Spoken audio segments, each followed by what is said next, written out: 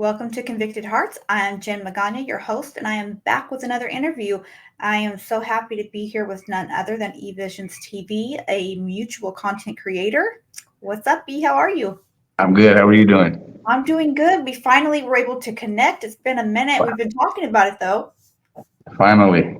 Finally, I know. I was really, I felt so welcomed on your channel when you asked me to come on, and I found out some things about you that were very interesting. And I had some people reach out to me. They're like, damn, I didn't realize he had been through all that. So I wanted to have you on my channel anyways, but I would really like to get sort of your input on what it was like for you going through the things you went through coming up with one of your parents who had gone through incarceration. So maybe let's start out with a little bit of, what was your family unit like growing up from the early ages? So my family, so growing up, I pretty much had a normal childhood. I mean, my dad was always a hard worker. My mom stayed home, as back in the day, usually the woman stayed home and the man worked. Um, my childhood was pretty normal, for the most part, I don't ever remember us really, we didn't have a lot of money, but I don't remember us ever struggling, I guess. Yeah. But as a kid, I guess you don't really focus on those things. And then I remember I was probably about 8 years old when my mom told us that she was sick, but we didn't know to what extent. We didn't know what the word cancer meant. She just said, "I'm sick, I have cancer," and so um, we didn't know how to process that. Because as a kid, you're not really thinking about those kind of things. Right. Um, so as the months went by, I think within 2 years it took her. But I just remember her going to the doctors a lot. She was going out of town, and then little by little, I started things shifting. Like, we lost our house, our cars got repossessed. We moved in with my grandma because my dad had to quit his job to take care of my mom, and that was rough. And so at that point, I kind of realized that my life was about to change. Go in a different trajectory, I guess. Yeah. And then after she passed, then that's when life just smacked me in the face. Wow. That's got to be a lot to take in. You said 8 years old is about when she became ill. Yeah, I was 8 years old when she got ill, and then I would say I had just turned maybe 10, 11 when she died. Yeah, she passed away in like 93, like right before, I think 4 days before Christmas, matter of fact. Mm. Yeah, so it was rough. It was rough. And then I remember the last conversation we had. She was, because she had all her hospital equipment set up um, in the room. It was about five of us living in one room. Yeah. And at that time, the chemo had just, did a number on her. She lost her hair. She couldn't walk. We'd be having a conversation and she would forget, because the cancer eventually spread to her brain. Hmm. So I remember I was having this thing at Christmas, like a secret Santa gift exchange or whatnot. Yeah. And my dad didn't have any money. So he got caught. He took me to the store with him. He got caught shoplifting. He was stealing some like Polaroid cameras or something. It was embarrassing. Both of us got taken in. And so I went home. My grandma came and got me from the police station. And I was having a conversation with my mom, and she said, I probably only have a few more days. Like I could feel um, I'm not going to be here any longer. And then she said, just take care of your siblings. And she was like, I want you to be strong. And like for me, that was hard as a kid, because I'm probably 9 years old at that time, 10. And so like your mom is your whole world. Right. She was mine. And so it kind of shattered me. And then like within a few seconds, she forgot who I was. She didn't know who she was talking to. And Hmm. that was the last conversation that I remember having with her. And then that night she got rushed to the hospital, and I would say probably about a week later she passed away. So the judge actually let my dad. The judge, he explained to my dad explained to the judge that how my wife is dying. Can I at least be there for my kids? So they let him go, but they let him out for a few days Hmm. to the funeral or whatnot. But it was rough. It was rough, and it got even worse after that. I bet it was. So she had that moment of clarity where she knew she was going to pass and had, a little bit of a few minutes with you if whatever that was, but you were so young. I can't imagine trying to process that, and did when you were caught with your dad, and he was trying to take those items, did you understand why or Yeah, what? yeah, he told me, he said, he's like, I want you to, I don't want you to be the only kid, to not, take a gift. He was going to go, back in the day, I don't know if you remember those Polaroid cameras, they would have them in those little packages. I Uh, do. he was going to, he was going to go sell those. And I actually seen him like stuffing in his pants. And so I was like, at the time I'm a kid and I was a little bit, traumatized. Like, I'm like, what the hell are you doing? But at the same time, he's like, I'm gonna try to get you some money. So I was kind of torn, like you're literally committing a crime in front of me, but you're doing it for me. Like I understand. Yeah. Um, but I was also embarrassed too. Sure, sure. Of course, that's got to be a difficult situation. But like you said, you were a kid. After that Christmas, and your mom passing, did your dad have to turn himself in after that, or was it something that? Can you remember what happened? Yeah, so I remember after the she passed, and then we did the funeral, and he ended up going back to jail, and then they let him out, and then he just, I could at the time I didn't understand. I think I was more upset with him because I was like, your wife just, like, we just lost our mom, and you got responsibilities, Yeah. but he kind of we were living with my so it's crazy because her mom, which was my grandma, lived the next street over from his mom, my other grandma. Okay. So we were kind of just back and forth, with family. Hmm. But I remember when she was in the hospital, we weren't allowed. They wouldn't tell us what was going on. Like they wouldn't let us go to the hospital. I guess because she was in a coma, they didn't want us to see her that way. I'm guessing. I never asked those questions. But I remember when she was pretty much on her deathbed, they let us go see her, and I think they already knew that she was going. So we seen her one last time, and they said, you guys can, you can talk to her. She can hear you. She just not going to respond back. I didn't know what a coma was at the time. Right. I just thought, she was just sleeping. So anyways, my dad was there with her, and it was a lot of chaos going on because my mom's side of the family, they're really, how do I say it? They're real hateful people. I hate to use that word, but they didn't speak to her. Her siblings didn't speak to her for years. And so when she was dying, they were all at the hospital, and my dad kind of took that personal. He said, "You guys haven't talked to her in years." So it kind of caused a lot of friction. There was a lot of drama going on, chaos, and so Hmm. it was just a lot to process.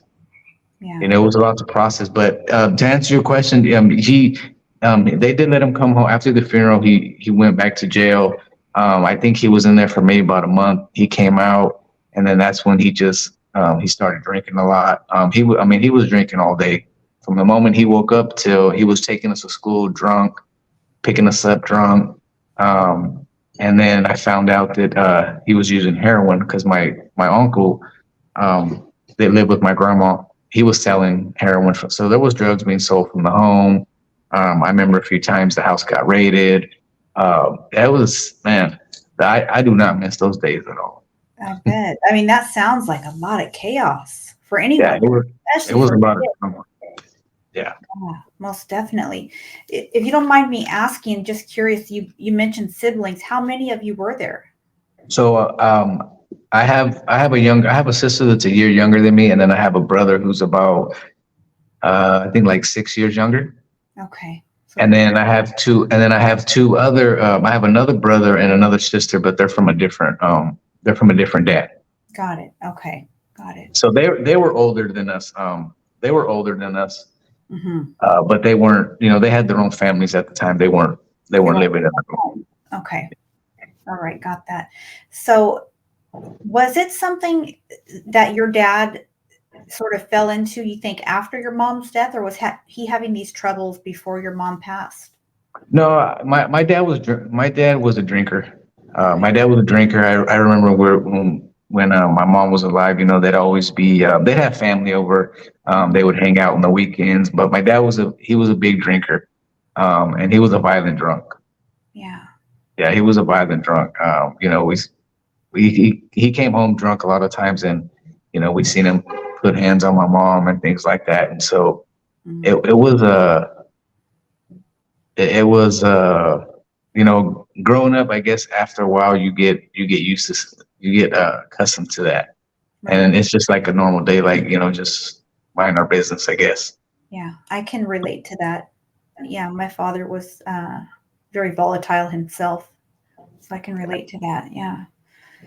Now, what going forward, it was you and your siblings living at your paternal grandma's, your maternal grandma's within the neighborhood, but what was that like, after your dad gets out, comes home, the house gets raided? Can you remember any of those details as a child, what that felt like? Oh, it's I remember, you know, I just remember that I got used to seeing a lot of traffic coming in and out of the home. Hmm. And you know, we were living, and that was my grandma lived in a two-bedroom apartment, and so it was me and my two siblings. You know, we all slept in the living room. Um, my aunt was living there, my uncle was living there, my grandma was living there, my dad was there. So we were all just crammed up in this little apartment. And I just remember I was like, why are all these people always coming over here like all hours of the night? And Hmm. then, you know, you start to see drug paraphernalia, needles, and I mean, used to find my dad OD'd like two or three times. I found him in the restroom, knotted out, you know, vein tight, and um, I just remember like, man, I don't want to live. Like, I don't want to be here anymore. Like, this is what my life's gonna be, Hmm. you know. So eventually, my siblings, we went to one of my dad's sisters. She took us in, and she was real strict, but she was real in church. She was heavily involved in the Christian church, and so we all went to go live with her for a little bit. But then I went through a phase where I started being rebellious, you know, losing my mom, and then the things that were going on at my grandma's house. My aunt felt, you know, because there wasn't a suitable home for anybody for no kind of kids to live in. Right. So my aunt took us in, and it took a toll on her marriage. You know, her husband, he didn't understand it. Hmm. It affected their marriage, but you know, I now that I look back, I understand why she did it. You know, family, they're gonna do, you know, and especially their kids. You know, Hmm. I would, you know, if something ever happened to me, I would hope that my sister and brothers would step up. I understand that it could be not to look at it as a burden, but that's what family does, you Yes. know. But when as soon as I knew that they were taken care of, then that's when I started getting involved in the streets and just doing all kinds of crap that I wasn't supposed to. And I was exposed to a lot of things at a young age. Yeah. Yeah. I bet it does drive you into, looking for something somewhere else. You know what I mean? Like trying to find somewhere where you fit in, or some sort of, I don't know, I guess just safe space away from the chaos. But really, a lot of times as young people, we normally dive into chaos somewhere else? Right. Oh, Yeah. definitely. Yeah. Well, did it just kind of start out like just neighborhood? Yeah, like there was a lot of neighborhood kids that lived there. There was a lot of neighborhood kids that I knew, and a lot of them we had a lot of things in common. Like some of their dads weren't around; they were in prison. Hmm. It was mostly their fathers weren't around, so we had a lot to relate to, and so I just enjoyed the camaraderie. Um, and some of them were in gangs, Hmm. and my older brother was in a gang. I had uncles that were in gangs, and so growing up, I seen a lot of it was around. You know, just my cousins that my brother would bring over to the house. Uh, they were always, you know, get into all kinds of trouble, and that's something that I didn't want to partake in. Yeah. But you know, I would say sometimes guilty by association because you know that happens. Hmm. But me, the guys that I met, they were drug dealers. Yeah. And so that's what I seen. And so that's what I was like, okay, like, I think I found something.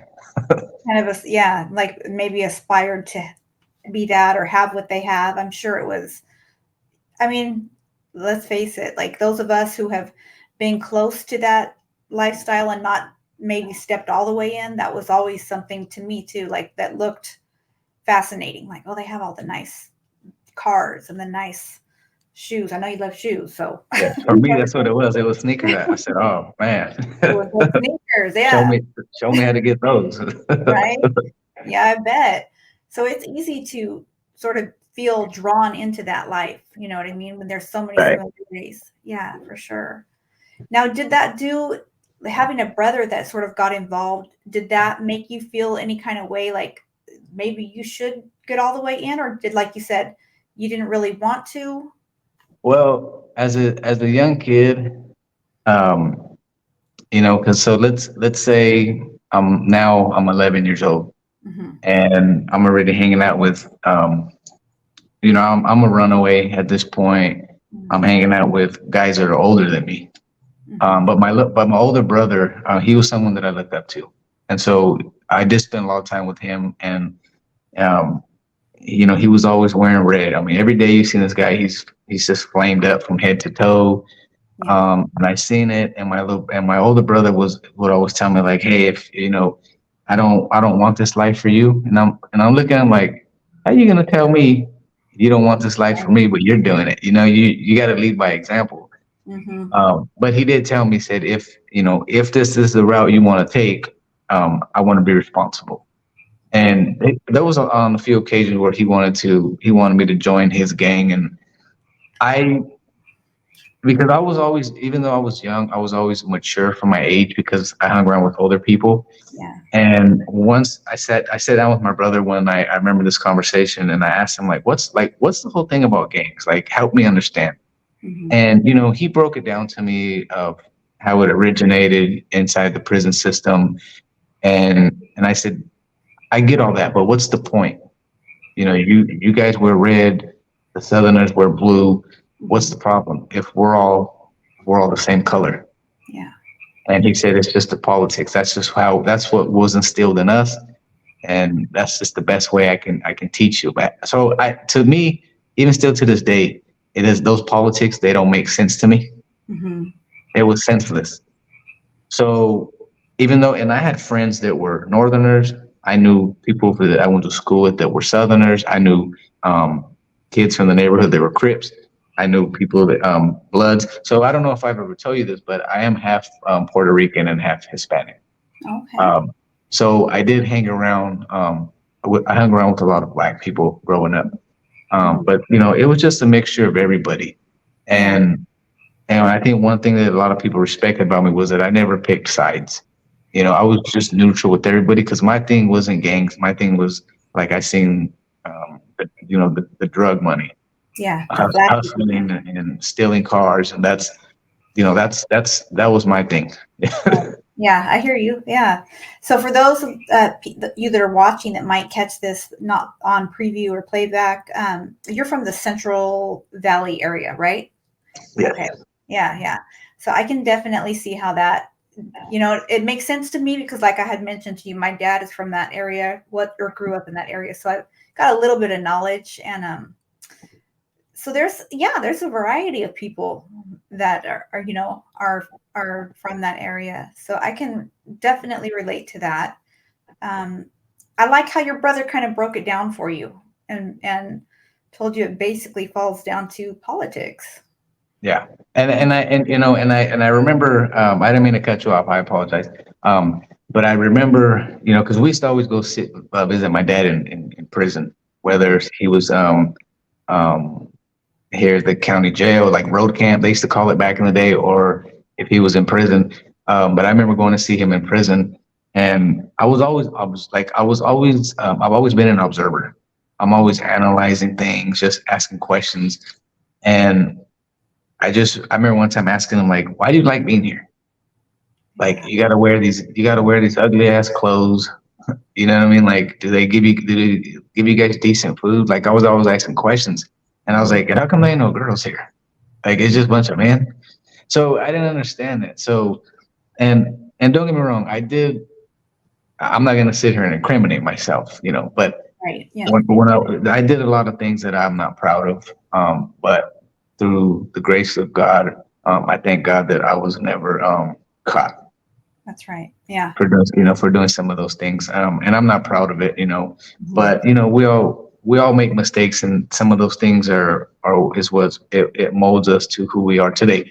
But anyways, going to see him in prison a lot, I knew that that's where I didn't want to go. I never wanted to be there, and still to this day, at 41 years old, I've never had a record.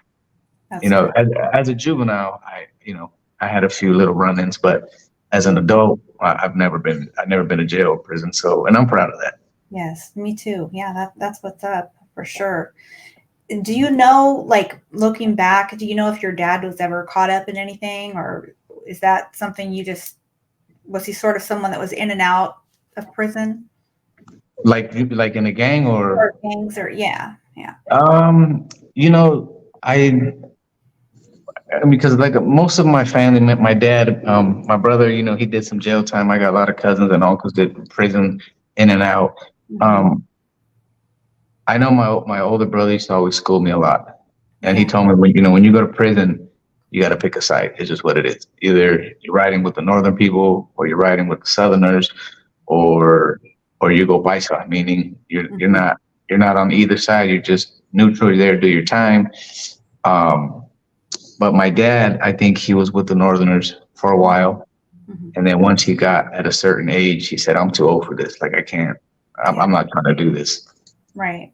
But I don't think he was ever like in a gang. I remember being little, seeing like his friends come over.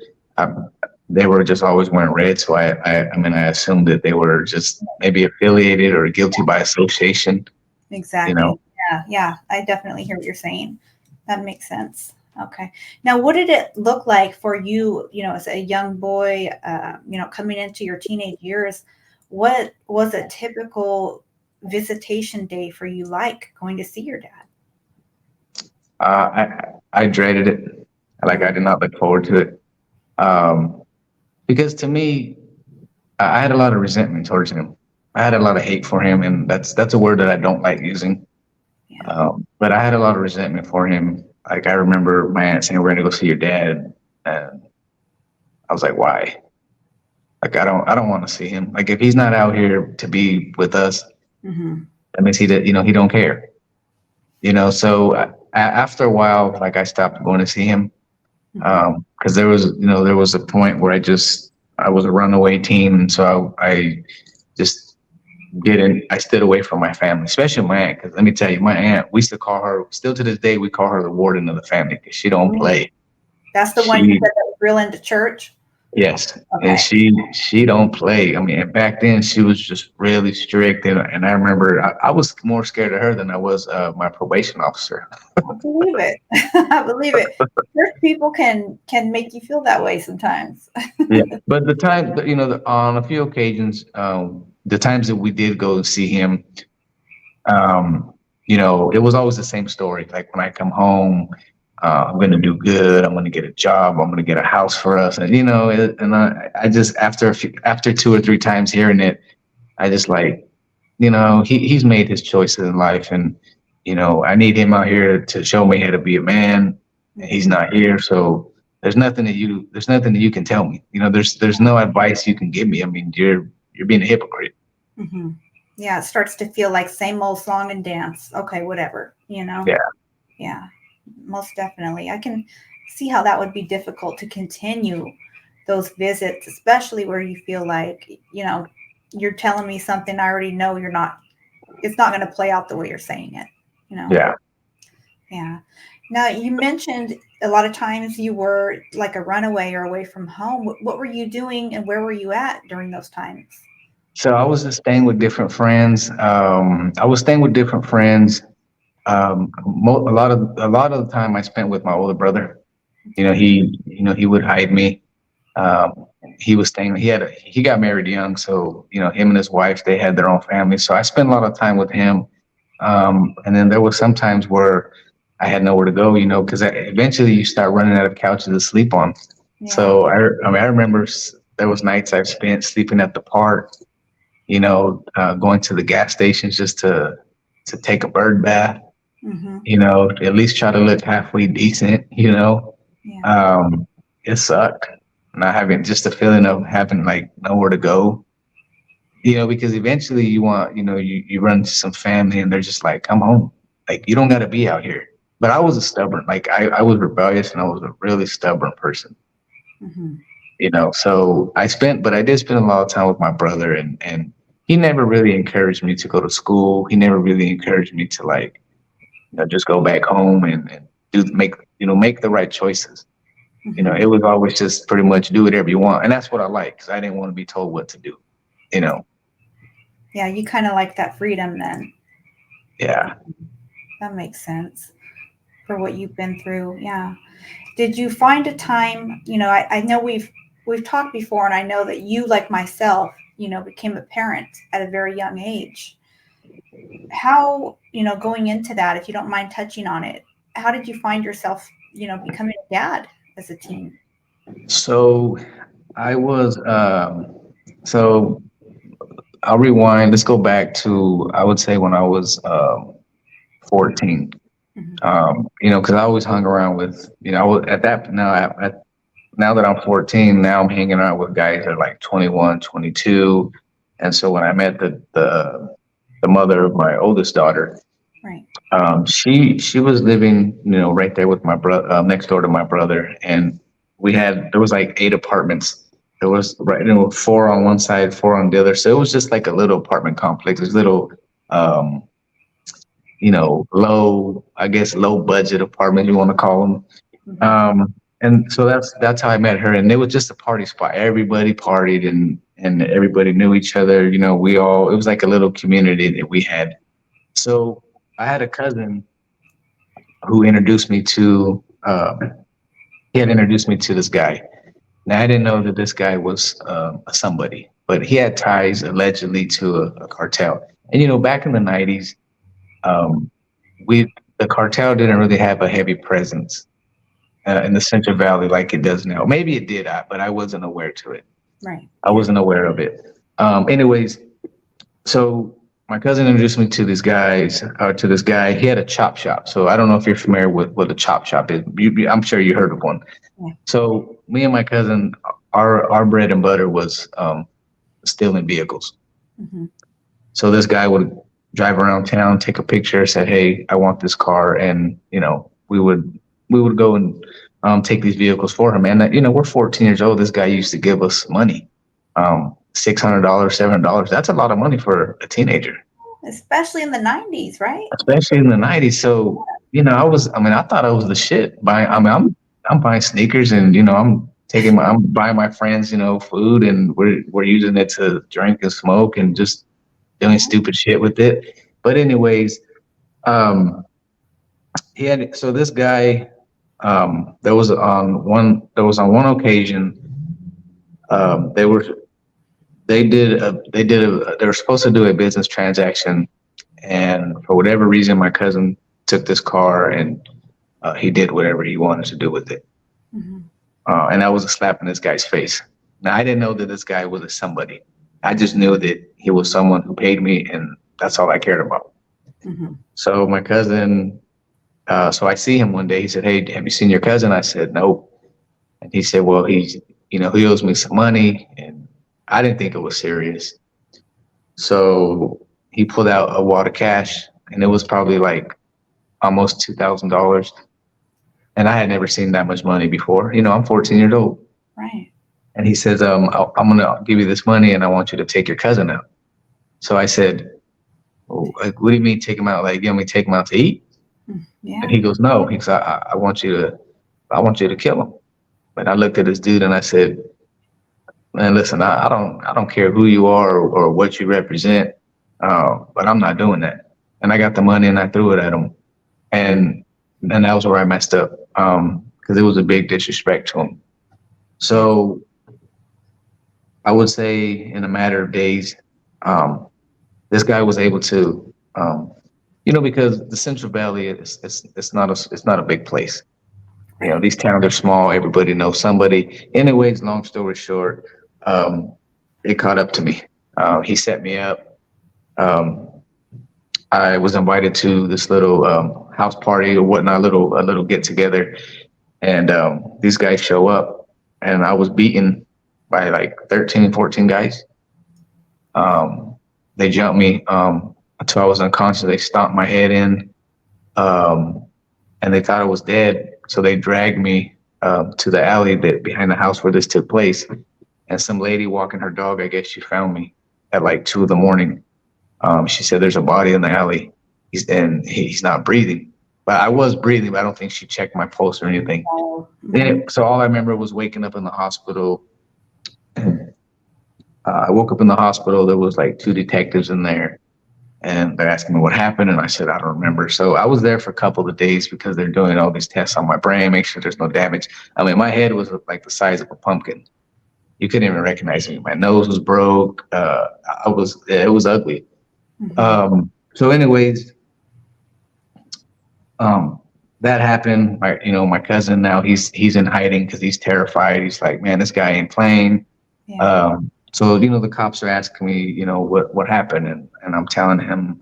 I told the detective, I said, you know what? The only thing I remember is walking home and some white boys got out of a car and they jumped me. And he Yeah. goes, "Have you seen them? Would you be able to identify?" I said, "No." I said, "I don't remember."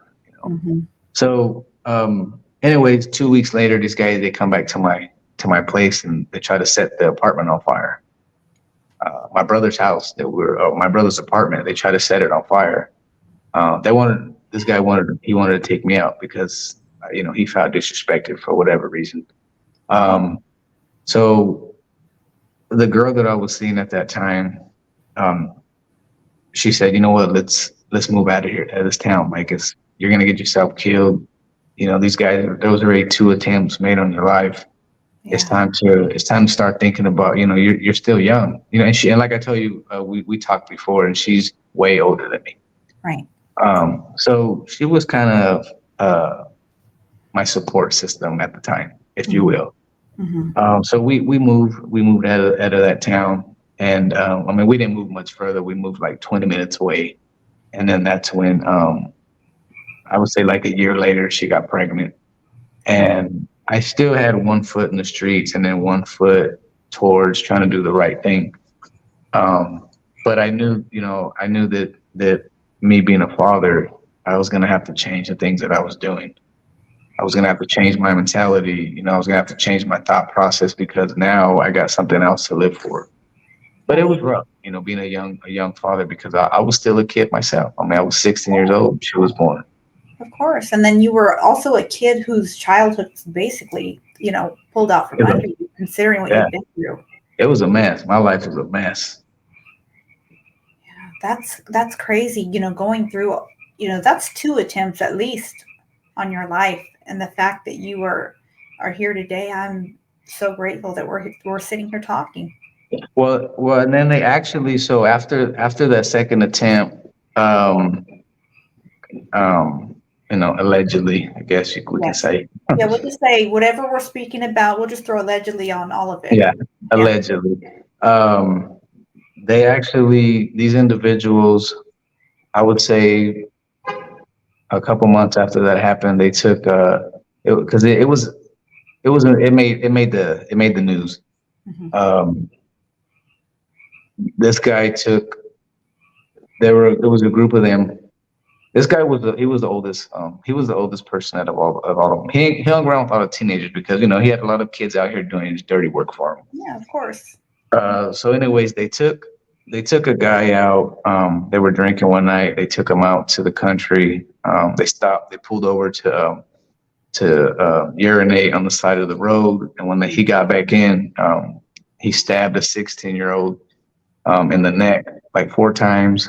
Um, the kid got out, and I could imagine what was going through his mind.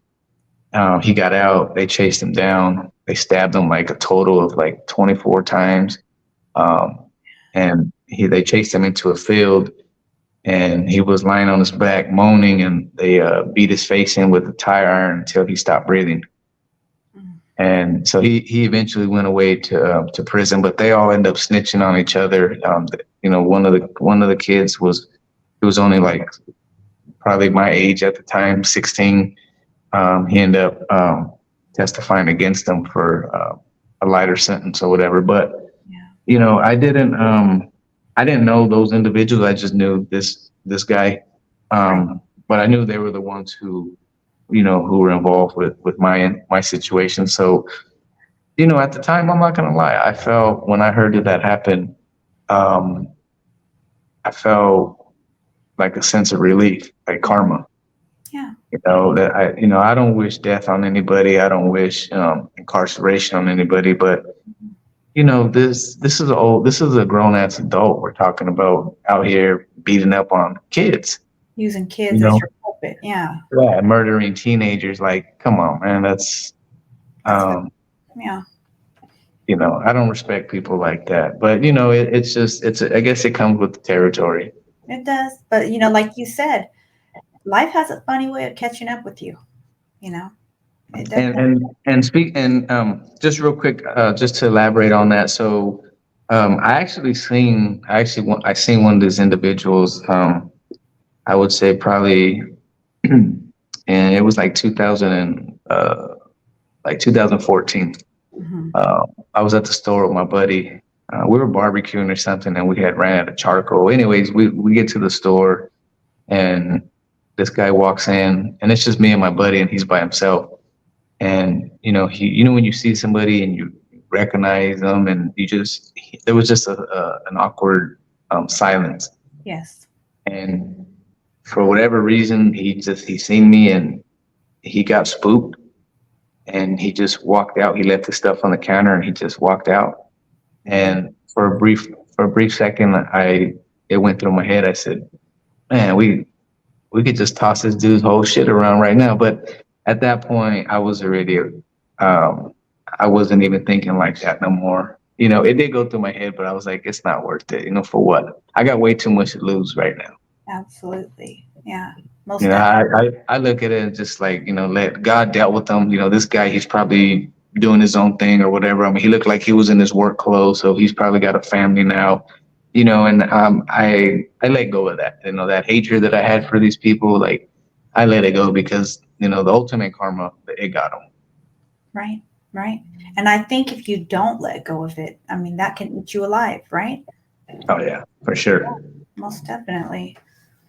Now, for those people who are not familiar, like with the valley area, our valley, they say valley area down south too, but we have some viewers down south as well. How help me explain like to people? It's a whole lot of orchards, trees, like farmland type thing, right? Yeah, that's it. It's just a bunch of farmlands down here. It's just all agriculture. Right.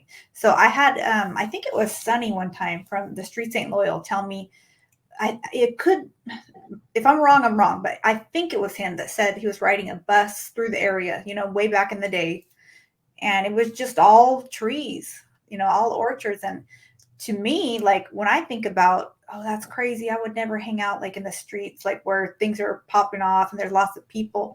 For some people that are from like maybe LA or, where we live is more spookier. Like I've heard people say you could just, hide a body anywhere up there.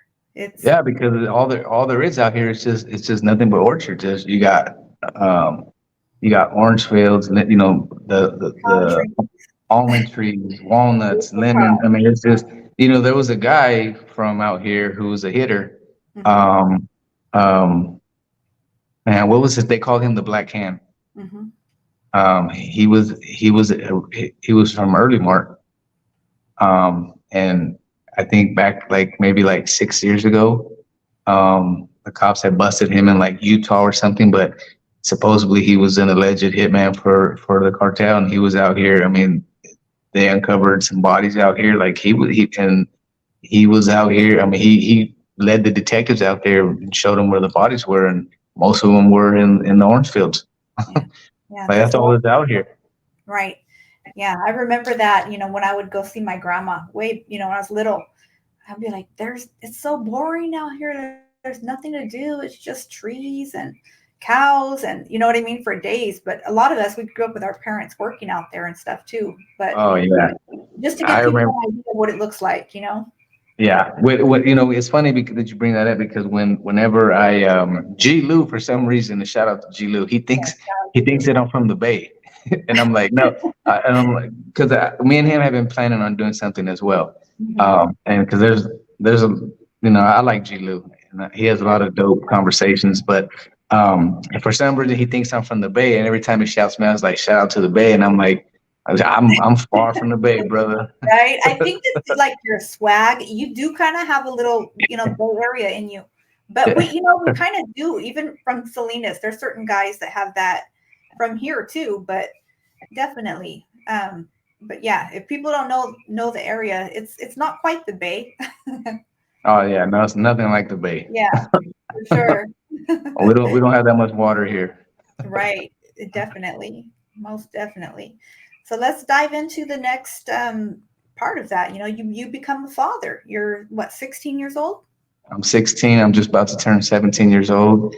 I have a daughter, and she almost didn't make it. She was a preemie, uh, and she was a preemie. Her lung wasn't fully developed, so it collapsed on us, and she was in the hospital for probably about a month because she was a month early. So she was in there for about a month, and then we got almost around Christmas time. We got to bring her home. They called us, and I always look at those as like God works in mysterious ways, and that was a blessing because that if it wasn't for her, she changed my life. She turned my life around, and so now I'm a young father. Obviously the mother she's older allegedly, right? We're gonna use that word allegedly a lot. Yeah, we'll stick with that. She was older than me, and now she already had a daughter. Okay. When I met her, she already had a daughter who was when I met her, she was like probably 1 year old. So her daughter grew up thinking that I was her dad. So I had already pretty much had experience with being a father hmm to that little girl. hmm So when my daughter came, it was easy in a sense of knowing how to parent. But now I'm looking at her like, okay, this is my daughter. Like this is my real daughter. The real deal. Yeah. Even though I still love the other little girl like she was mine, this hmm is my daughter now. And so we get our own place, and I'm working these little jobs paying under the table, hmm and now I'm like, damn, this shit is stressful. Because you're pretty much a kid having a kid. hmm And so it kind of just shifted my whole mentality. Now I'm telling myself, you can't be selfish. Now you got a daughter. Every choice that you make is gonna have a consequence on this little girl. Wow. And I'm grateful for her. I'm blessed, because she was I look at her like she was my gift from God. Yeah. Um, it was still rough, but you go with emotions. hmm Yeah, most definitely. She's like that's how I feel with my son. That was like my angel, where it just slowed me down, like in my tracks right there. Like God just said, nope, eyes are open. Like this is what you got to do. You got to focus on, and that's it. And it really did feel like an awakening. So I can imagine you felt the same. Um, did you have any of your family like step forward, try to be like in your life with your daughter? No, because I was always out of my siblings, even to this day, Jen. Like I was always a person that just stayed away. Like I think all the just because of the things that I've been through, I went through a lot of things by myself. So I've always like kind of sheltered myself from the world, from my siblings, because I didn't want to bring my problems on anybody else. I've always been that way. Like I've never asked for help. Mhm. Um, and even though sometimes they say everybody at some point they need help. Yeah. I was always that person like, no, I got too much pride. I don't want to ask anybody for help. But they did reach out. How are you doing? Do you guys need anything? And I always said, no, we're good. Like I got it. Even though Shit, there was times where I said, "Shit, I need a lot," Yeah, right? but I never did. I just I kept in touch with them here and there. Hmm. But they were always constantly looking for me. I think they just pretty much they wanted to know about my well-being. Like, are you okay? Like, let us know if you need anything. Um, but my older brother, me and him were always pretty close. Like, I spent a lot of time around him. Like, he would come around. Hmm. If I needed money, he would give me money.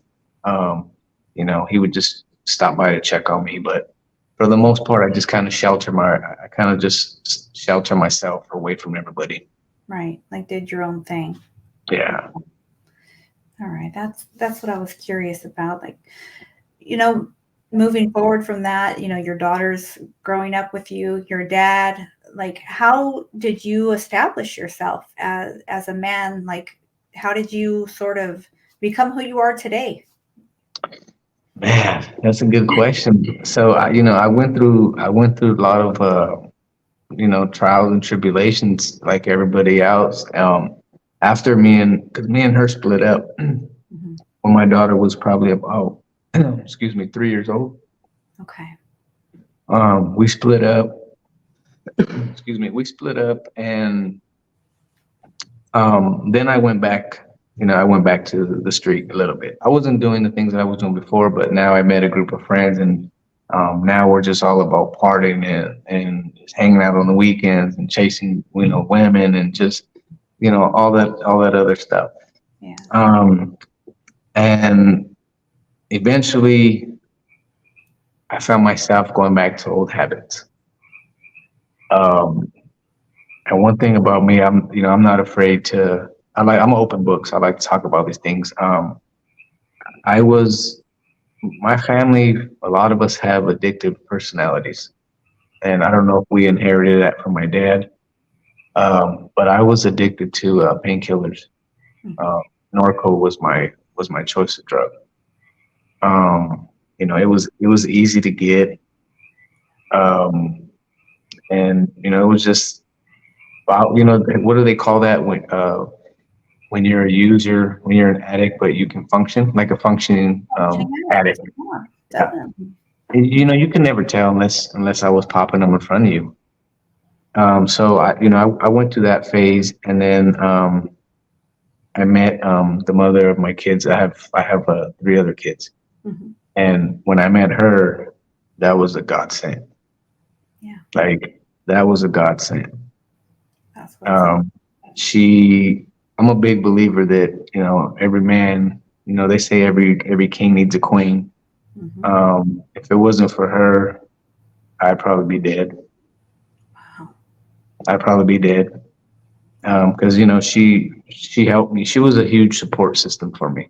Hmm. Um, and I would, she. This is what sold me. This is what sold me. Okay. She waited around for me for a year. We dated for a year, and she says, "I want to be in a relationship," and I said, "No, I don't." I said, "I don't." Hmm. So she goes, "I'm gonna wait for you," and she waited for me for a year, and I mean, she was like my ride or die. Hmm. Anything I needed, she was there. And so finally, eventually, when you're in the street and you're bouncing around from woman to woman, it gets old. Hmm. It gets old. Now I'm in my early 20s, and I'm like, you know what? You've been with one girl, you've been with them all. Hmm. No disrespect. Um, but she was the right one, Right. and she showed me that she was the true definition of what I was looking for. And so, she pretty much she was a support system that I needed, and she pulled me away from all the other things that were calling me that I didn't need, Right. and that's who I am today. I love A- that. After my kids, after my daughter was born, then came my son, and then my youngest is 8, Hmm. and I left that life behind, and I never looked back. That's what's up. I love that. Um, got me choked up a little bit. I mean, that's how it's supposed to be. I feel Yeah, like that's how it's supposed to be. yeah. You gotta have a.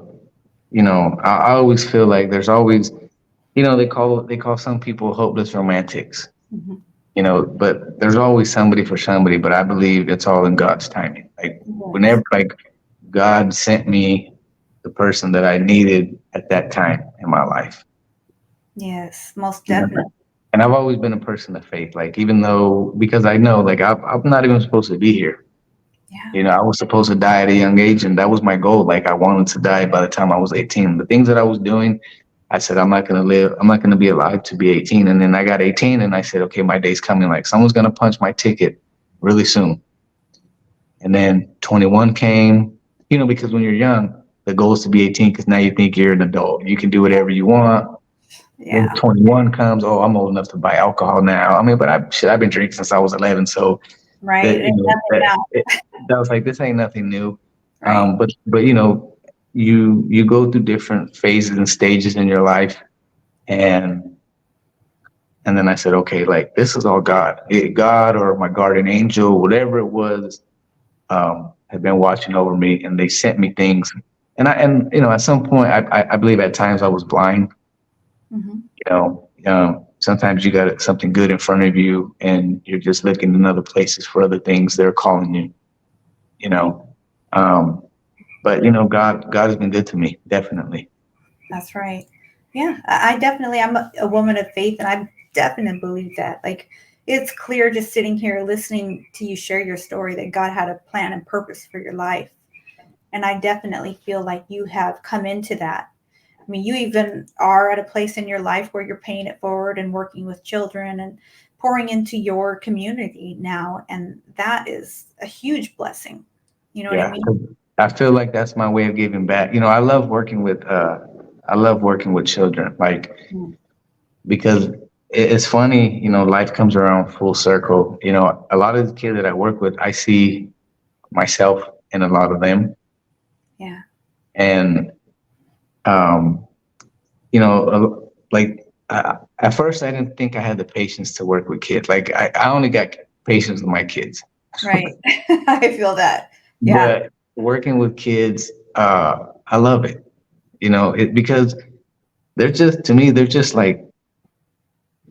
innocent. You look at them and they do. Some of them come from you know environments that they have no control over. Right. They come from some shitty circumstances. Forgive my language, but they can't. It's just like me. I lived under some traumatic circumstances, just the environment, and that wasn't my fault.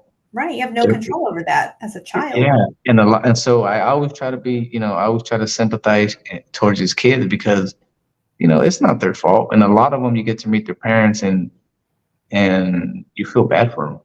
Yeah. I bet it You makes a feel, lot of sense, right? Like oh sometimes yeah, parents. it makes a lot of sense, and so my job to do with them is just let them know that I care. Like I always tell these kids because some of them they open up to me. A lot of them um, building relationships with them. Hmm. Like I set boundaries.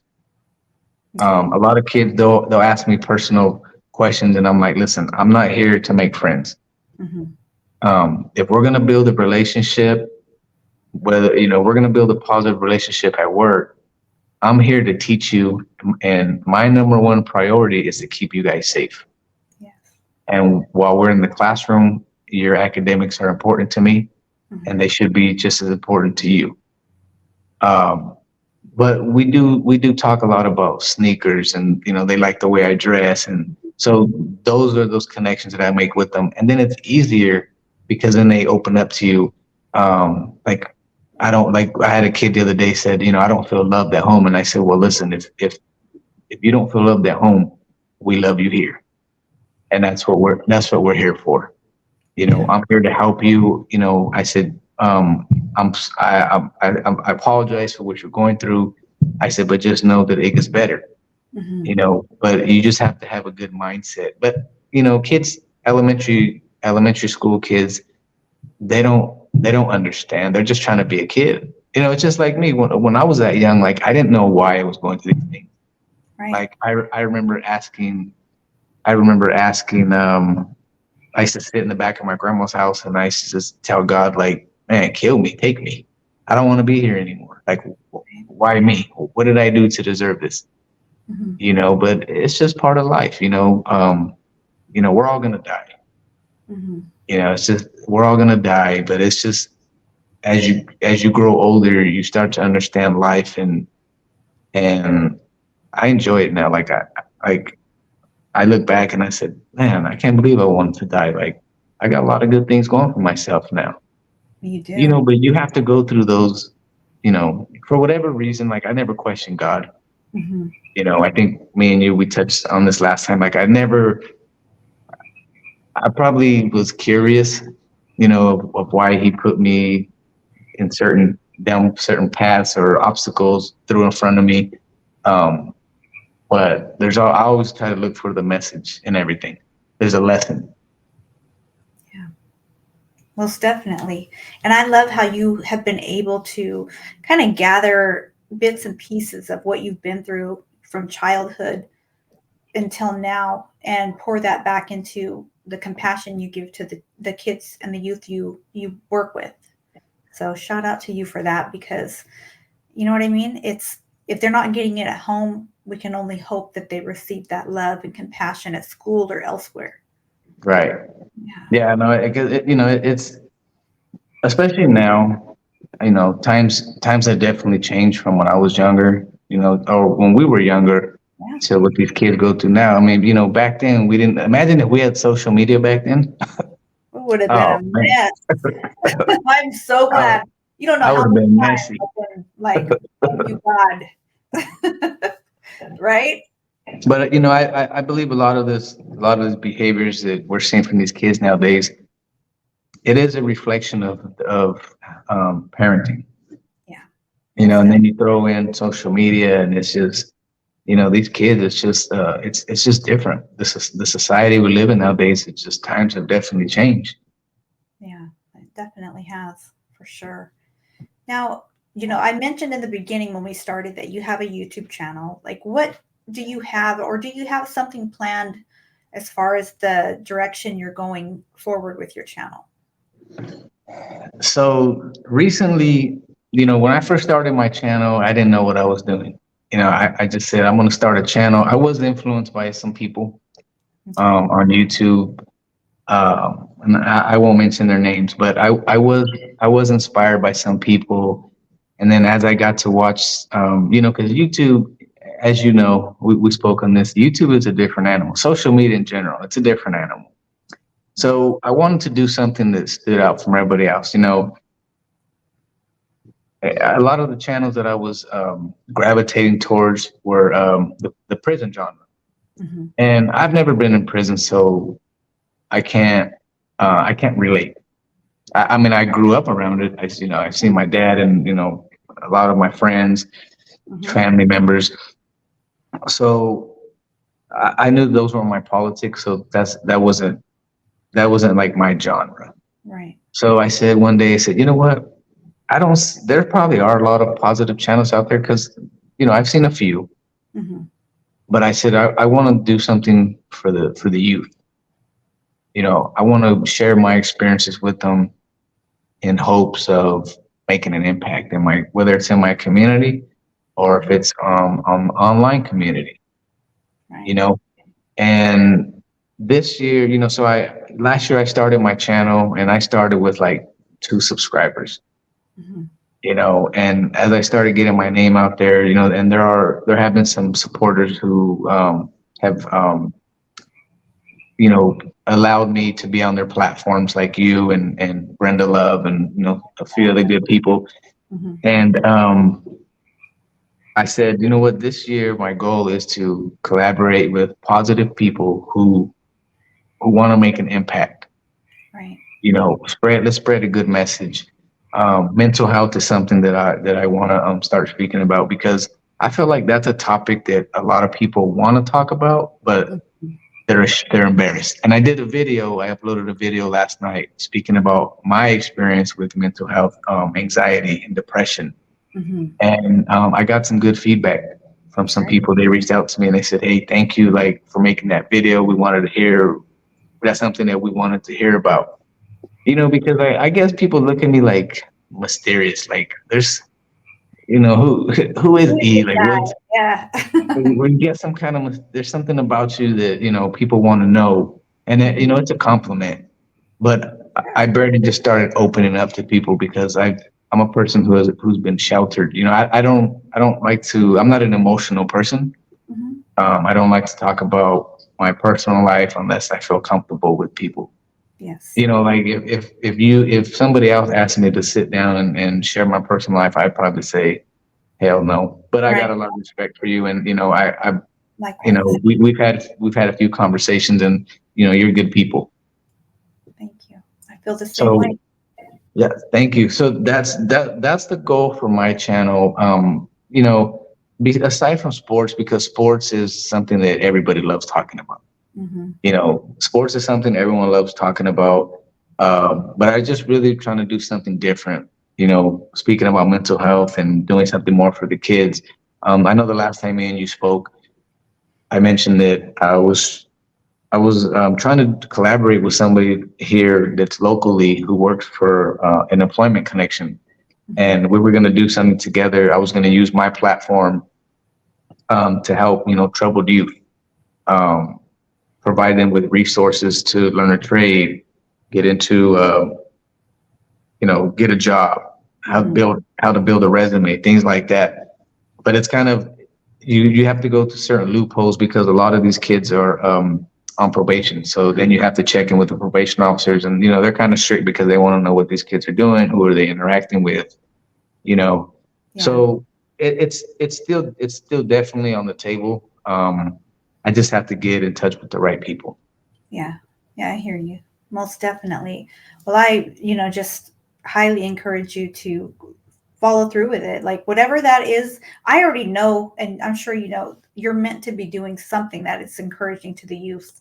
Whatever that may be, I fully support you. And Thank I you. highly encourage everyone who's catching this to go follow E-Vision. And I will put his information in the description of this video. And I just want to thank you, E, for taking the time away from, everything that you have going on, and spending this hour with me is very meaningful. And I highly appreciate you for doing that. No, thank you for having me on. Anytime. Uh, you've always been supportive, Jen, and you support a lot of people. And I think YouTube needs a lot of Jens. Appreciate that. I'm going to tell my kids you said that. Thank you for that. So before we sign out, is there anything you want to leave the people with?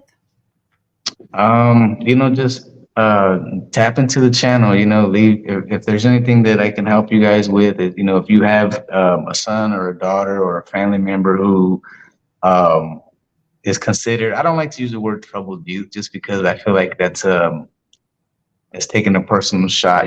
People go through things.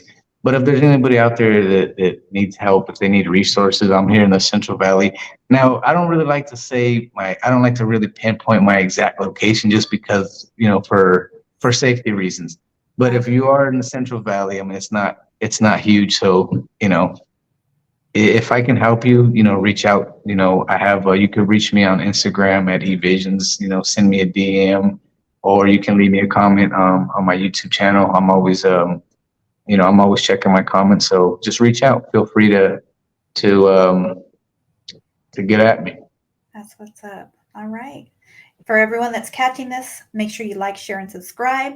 For everyone that catches the playback, make sure you share with someone. Let's get this good message out. And we're going to sign out with saying, remember to always keep your heart convicted. Thank you, E. God, Talk to God you soon. bless. Thank you, Jim.